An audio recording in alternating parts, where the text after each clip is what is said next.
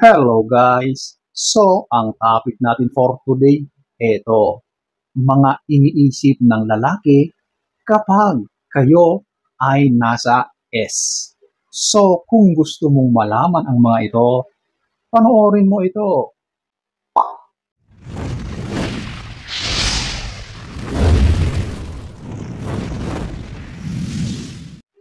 So, eto, ating aalamin. Number 8, iniisip or nag-aalala na baka mabuntis ka niya. Ayan na po. Alam nyo, yung ibang kalalakihan ay walang pakialam yan.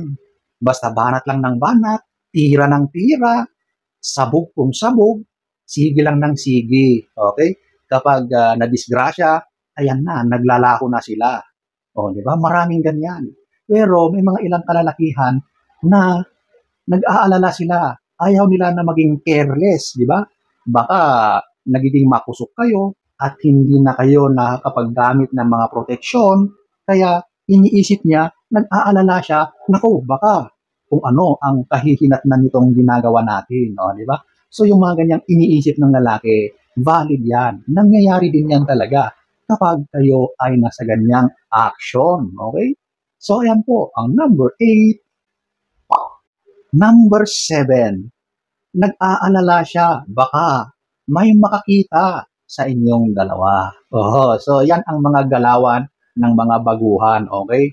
Siyempre, hindi pa yan confident sa sarili, wala pang kumpiyansa, ninenervyos pa yan, hindi pa yan bihasa.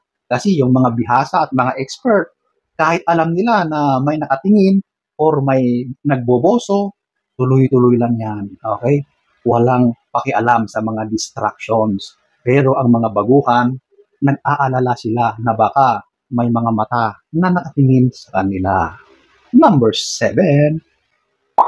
Number 6. Iniisip niya na mag-open sa kakaibang mga adventure. Okay? So ano nga ba ito? So ito yung mga gusto niya na sana gawin ninyo. Iniisip niya yan na sasabihin sa iyo or i-introduce sa iyo. Pero syempre, nagtatiming yan.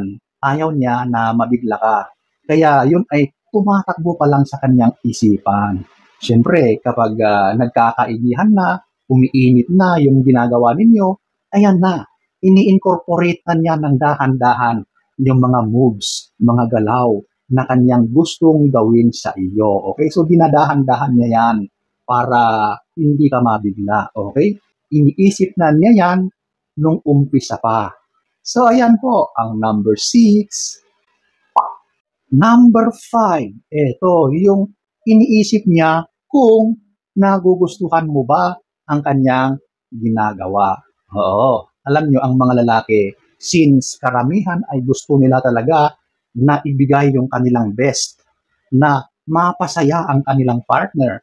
Kaya, kahit yan ay nagko-concentrate, ginagawa niya ang kanyang mga dapat gawin, hindi maiwasan na iisipin kung nagugustuhan mo nga ba ang kanyang mga ginagawa. Yan ang isa sa mga tumatakbo sa isip ng ilang kalalakihan kapag gusto talaga nila na mapasaya, mapaligaya ang kanilang partner. Okay? Siyempre, lahat naman ay gusto ay makamit yung happiness na hinahangad ng bawat isa. Yan ang tunay na pagpaparamdam ng tunay na pagmamahal. Yung naiisip mo kung nasisiyahan ang iyong kapareha. Number 5.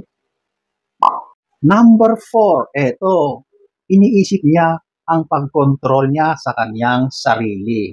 So, sa mga ganitong action kasi, talagang sa sobrang excited ng nararamdaman niya, ay minsan hindi na niya nakokontrol yung sarili niya.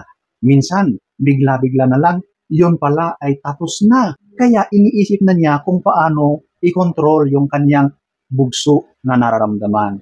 Yung excitement na kanyang nararanasan. Yun na ang kanyang iniisip kung paano niya kontrolin yung kanyang panggigigil. Okay?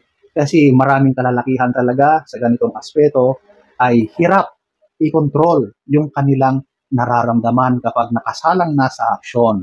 Minsan talagang walang pakialam yan, banat lang ng banat, hanggang sa matapos na at hindi na iniisip yung kapakanan ng kanilang kapareha.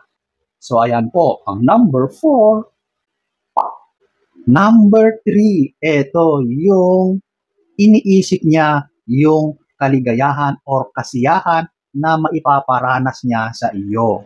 So, syempre, ganun naman talaga ang hinahangad ng lalaki. Yung mapaligayan niya ang kanyang partner. Yan talaga yung ultimate goal niya.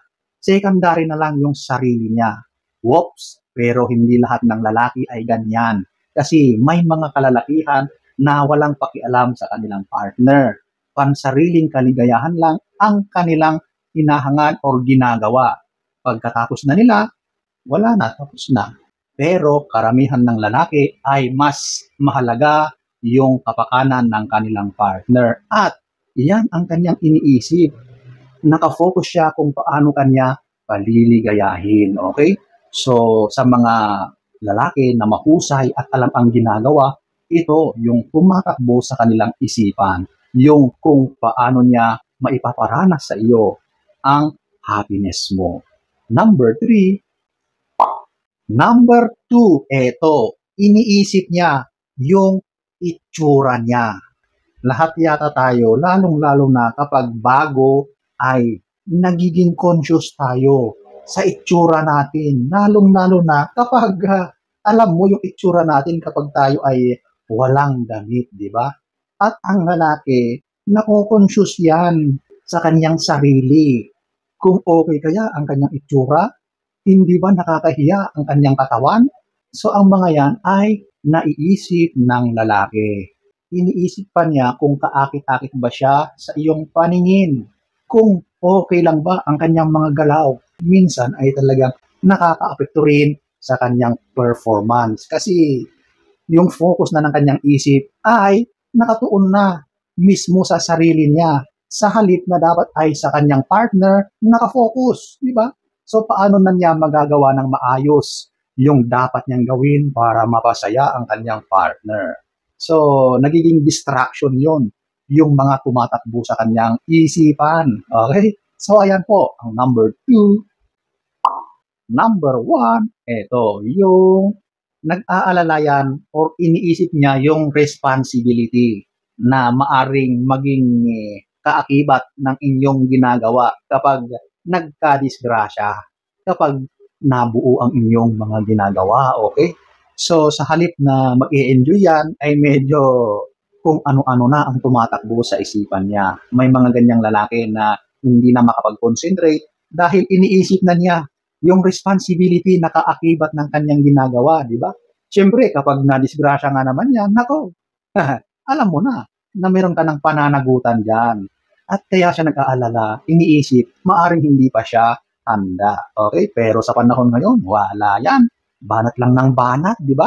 Bahala na si Batman. Ganon, di ba ngayon? Number 1. So, ayan po, ang ilan sa mga iniisip ng lalaki kapag kayo ay nag-ES or nagtatalik. So, ladies, sana ay nagustuhan nyo ang ating topic for today.